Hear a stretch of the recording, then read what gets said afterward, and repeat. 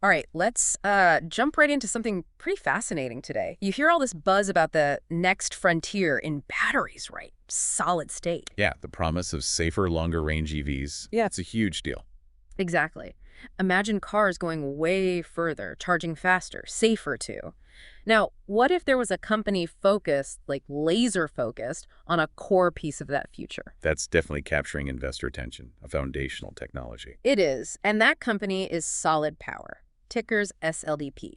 We're doing a deep dive today based on a specific report from early June 2025. Right, so the info is current as of that point in time. Important context. Our mission is to unpack everything this source tells us from, a value investing angle. We're looking at the business itself, management, the financials, market view, ownership, risks, the whole picture. And just to set the scene, that report mentions Solid Power's share price was hovering around $1.47 in early June. Yeah, and trading recently between roughly $1.10 and $1.07. So you see some of that volatility you'd expect. Definitely characteristic of this kind of development stage tech company.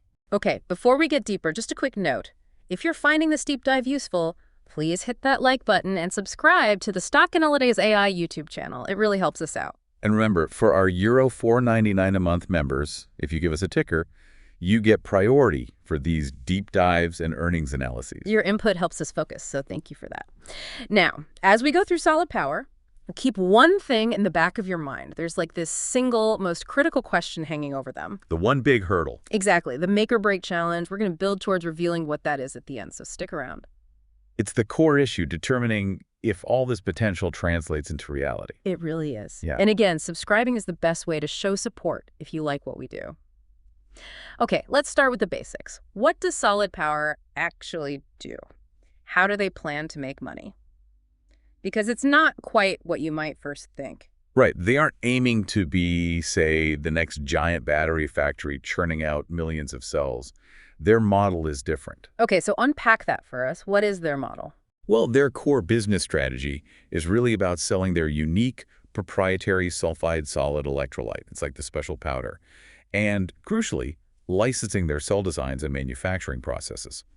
Ah, so they're selling the secret ingredient and the recipe, not baking the whole cake. Exactly. They provide the tech know-how and the key material to the big players, the battery makers, the auto companies who will do the mass production.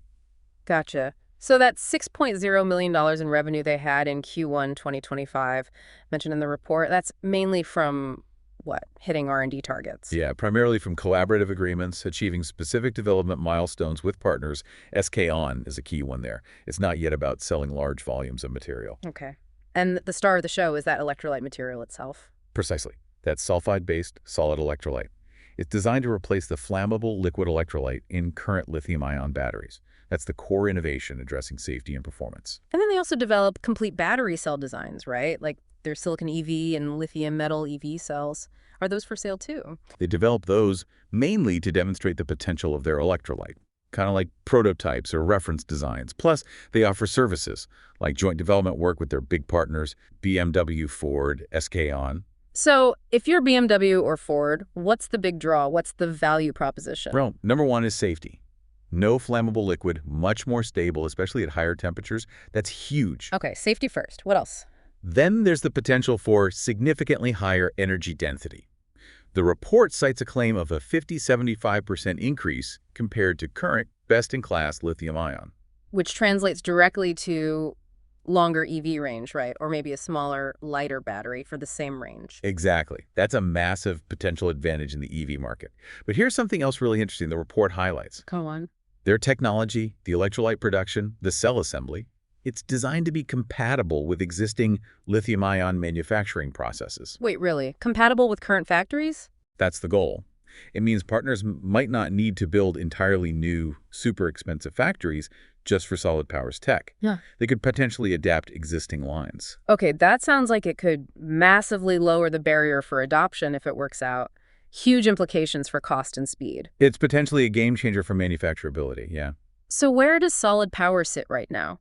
The report calls them an industry-leading developer, but also says they're pre-commercial. Right. They're definitely still in the early stages. Think R&D labs, pilot production lines. Yeah. They have this SP2 electrolyte line planned for 2026, aiming for about 75 tons a year. That's pilot scale, not mass production. So their current scale is defined by R&D capability in those key partnerships, not by shipping products in volume. Exactly. They're deeply embedded in the EV market growth story, positioned right at that next frontier of battery tech. And that market itself, solid-state batteries, is expected to be massive, right? Like $50 billion by 2030? Yeah, the projections are huge. The demand for better, safer batteries is undeniable. It's a strong tailwind. But it's not like they have the field to themselves. Who are they up against? Oh, it's crowded. Very competitive. Yeah. You've got other companies focused purely on solid state, like QuantumScape, Factorial, SES AI. Okay, the other startups. Then you have the established lithium-ion giants, think CATL, BYD. They're all doing their own solid-state research. And importantly, the big automakers, the OEMs, like Toyota, have their own internal programs too. And the report mentioned that even Solid Power's partners, like BMW and Ford, are likely exploring multiple options, right? They're not putting all their eggs in one basket. That's typical in this phase, which makes Solid Power's model focusing on materials and licensing, not trying to be the sole battery maker, a key differentiator. It's a different kind of bet. Right, they're trying to be an enabler. What about regulations and barriers? Well, there are always safety and recycling regulations for batteries. Government support is a factor, too, that $50 million potential DOE funding for scaling up electrolyte production in the U.S. is significant. That's a nice validation from the Department of Energy. It is. But the barriers to entry here are enormous. We're talking huge R&D costs. Solid Power's been at this over a decade. Complex intellectual property, the sheer difficulty of manufacturing scale-up for new materials, that's notoriously hard. Plus, finding the talent, getting those crucial partnerships. Exactly. Solid Power has cleared some big hurdles, the IP, the partners, the initial government backing, but mass manufacturing, that's the next giant mountain. So the big picture view. Does this industry, advanced batteries, solid state, have a real future? Oh, absolutely. Electrification isn't going away. The demand for better energy storage is only going up. Solid state aims to fix fundamental issues with current batteries. Even with bumps in the EV market or improvements in Li-ion, the long-term need is definitely there. Okay, that makes sense. So let's shift to the people running the show. Who's in charge at Solid Power? Well, the CEO is John Van Scoter. He joined in June 2023. His background is interesting. He has experience scaling complex tech, specifically DLP technology at Texas Instruments. DLP, like in projectors. Yeah, taking a novel tech and bringing it to mass market. He also worked in renewables at a company called eSolar, so relevant experience in scaling. That sounds pretty aligned with the challenge Solid Power faces now. Who else is key? The CFO, Linda Heller, is newer, joined June 2024. She has finance chops in tech and energy, and interestingly, she worked with the Van Scoter before at eSolar. Ah, so they know each other. Could be good for alignment. Potentially, yeah. It suggests a focus on commercialization and financial discipline needed for this stage. Then you have the CTO, Josh Buettner-Garrett, who's been there since 2013. Lots of deep technical history. Provides that continuity on the science side. Right. And an EVP of supply chain, Ramel Gilliland, who brings EV battery supply chain experience from places like Ford. So a mix of long-term tech knowledge and newer leadership focused on scaling and commercializing. How do they come across in terms of track record and communication? Van Scoter's experience with DLP is often highlighted as relevant scaling experience. As a public company, they do the standard things, earnings calls, filings. The Q1 2025 call was mentioned in the report. They communicate progress, objectives. Any red flags mentioned in the report regarding ethics or anything? No documented red flags. Yeah. Their mission talks about sustainability. They partner with big reputable names like BMW and Ford, and getting that DOE funding involves some vetting. It all points towards a generally positive perception externally. Okay, so the key questions for management. Based only on this report, do they seem honest, capable, and shareholder-oriented? Based on the source material. Honest. Appears so through standard transparent reporting. Capable. They've got relevant experience, secured major partners and funding, seem to be meeting articulated goals. So indications of capability are there, shareholder-oriented. The focus on commercialization and careful use of capital aligns with shareholder interests. But the big question mark on capability remains. Can they actually execute the mass production scale-up? That's the ultimate test, and it's still ahead of them. Right. Okay, let's dive into the financials. This is crucial for a company burning cash. Absolutely. The Q1 2025 data gives us that snapshot. Market cap around $268 million back in early June. And PE ratio, price to earnings? Non-existent. They're not profitable. They reported a net loss of $15.1 million in Q1 2025. Which is expected at this stage, but important to state clearly, what about revenue growth? It's modest. FY24 revenue was $20.1 million, up about 15.5% from $17.4 million in FY23. Q1 25 was $6.0 million, pretty flat year over year, still very much tied to hitting development milestones, not product sales volume. Okay.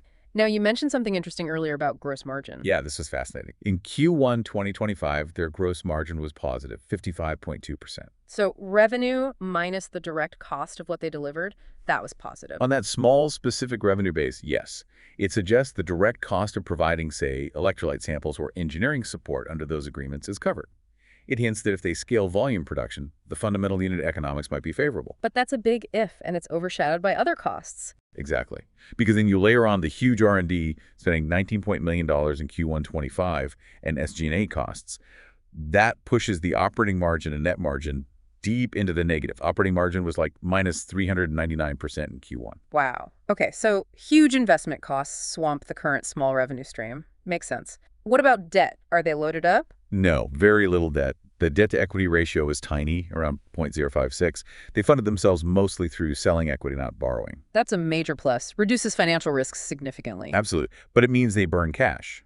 Free cash flow is negative. The cash burn was about $28.7 million in Q1 2025. They projected spending $120 million in cash for investments over the full year 2025. That's the cost of development. How much cash do they have to cover that? They have a strong cash position. $299.6 million in cash, equivalents, and marketable securities at the end of Q1 25. Okay, so doing the quick math, if they burn $120 million a year. That gives them the runway of roughly 2.5 to 3 years. That's a pretty decent cushion for a company at this stage. It buys them critical time to hit milestones. Good. And the price-to-book ratio, you mentioned that was low. Yeah, around 0.68x. The market's valuing the company below the accounting value of its assets minus liabilities.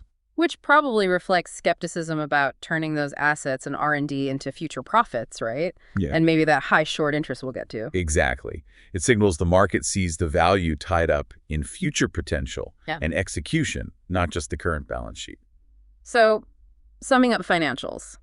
Not profitable, significant losses due to investment, Right. but a strong liquid balance sheet with very little debt. Crucial for funding their path forward. That's the picture, yes. Exactly what they need at this stage. Okay, let's broaden the view. How does the market feel about Solid Power? What's the sentiment? Well, the report paints it clearly as a high-risk, high-reward speculative play. Its volatile beta of 1.8 means it swings significantly more than the overall market. Investing here is described as taking bold stands. Not for the faint of heart, then. What are the analysts saying? Any price targets? Generally, buy ratings cited in the report. Average price targets for a year out were around $2 and $2.01. There was a higher outlier target, too, $3.25. So analysts see some upside from the $1.47 level, maybe moderate upside tied to hitting milestones in the next year or so? That seems to be the consensus view reflected. And news is obviously a huge driver here. Q1 results showed progress. But the really eye-catching news was from May 2025. Right. You mentioned BMW. Yes, BMW Group announced they were actually testing Solid Power's solid-state cells in a BMW i7 vehicle. In a car on the road, not just in a lab bench. In a vehicle, yeah. That's tangible progress with a major partner. The report suggests this news likely contributed to that recent stock price bump from around $1.33 to $1.55. Makes sense. Real-world testing is a big milestone. Now, what about people betting against the stock, short interest? It's significant. Reported at 11.33% of the float. That's a fairly large percentage of shares being shorted. So a decent chunk of the market is skeptical about the challenges, thinks the price will fall, but that also sets up the potential for a short squeeze if there's unexpected, strong, positive news. It definitely adds to the volatility mix. Okay. Who actually owns the company? Let's look at the ownership structure. Institutions hold about 26–27%. And the key detail here is Ford Motor Company being the largest institutional holder at 6.4%. Ford owns over 6%. Wow, that's a serious strategic alignment. A major potential customer with skin in the game. It certainly signals strong strategic ties. But the biggest group of owners is actually retail investors individuals like you, holding around 57%. So mostly owned by the public, but with significant institutional presence, especially Ford. What about insiders, management, and directors? They hold a stake too, though the exact percentage varies a bit in the sources, maybe low single digits collectively. There were some recent director sales noted in May 25 by Lisa Rowe and Stephen Goldberg. Insider sales can sometimes worry investors. They can. But the report also noted non-open market acquisitions around the same time, likely stock grants as compensation. And looking over the prior 12 months, the total shares insiders acquired actually exceeded the total they sold. Ah, so net buying over the year, even with those recent sales, that could be seen more positively, though we don't know if those buys were open market or just grants. Right. The trend over the year looks positive from an insider perspective, generally speaking. How does this ownership mix affect things? High retail ownership, Ford's stake. Well, high retail means management needs to communicate clearly to a broad audience. Ford's stake likely gives them significant influence on strategy and governance. It seems like a fairly standard structure for a public tech company otherwise. Okay, makes sense. Now let's pull it all together. Risks and opportunities. Let's use that SWOT framework. Strengths, weaknesses, opportunities, threats. Okay, quick recap based on the report. Strengths. That proprietary electrolyte tech, potential for better performance and safety, the key goal of manufacturing compatibility, years of R&D, big partnerships, BMW, Ford, SK On, experienced leadership for scaling. Weaknesses. Still pre-commercial. Burning cash significantly despite the current cushion. Dependent on partners for mass production and market access. It's a long road to potential profit. Talent retention is key. Opportunities. Huge EV market, needing better batteries. Potential to be a key material supplier, avoiding direct cell competition. Licensing revenue could scale well. U.S. government support via DOE is a plus. Maybe other markets beyond EVs down the road. And threats. Intense competition everywhere. Other solid-state players lie on giants improving their tech. That manufacturing scale-up challenge is massive consistency, cost, yield at volume are huge unknowns for any new battery tech. EV market slowdowns hurt everyone. Raw material costs can fluctuate. And then there's that external factor the report discussed in detail, those U.S. tariffs on Chinese batteries. Right. How does that play into the SWOT? It sounds complex. It really is. The tariffs are aimed at boosting U.S. domestic production. So the opportunity for Solid Power, as a U.S.-based tech developer, is that these tariffs could make their domestically produced solution more attractive to partners wanting to build U.S. supply chains and avoid import duties. Okay, could give them a relative cost edge in the U.S. if they scale here. Exactly. But the threat is that these same tariffs disrupt the broader supply chain that Solid Power's partners rely on for everything else. It could increase costs for automakers, potentially slow down projects, make EVs more expensive. And more expensive EVs could slow down overall adoption, hitting demand for all batteries, including Solid Power's potential future ones. Precisely. It might even squeeze partner R&D budgets needed for developing new tech, like solid state. So, the tariffs. Good for encouraging U.S. production long-term, maybe, but bad for the overall ecosystem and partner health short-term. That's a good way to put it. It's a potential long-term tailwind for domestic players like SLDP if they execute, but a near-term headwind due to supply chain chaos and potential market slowdown. It definitely cuts both ways and adds uncertainty.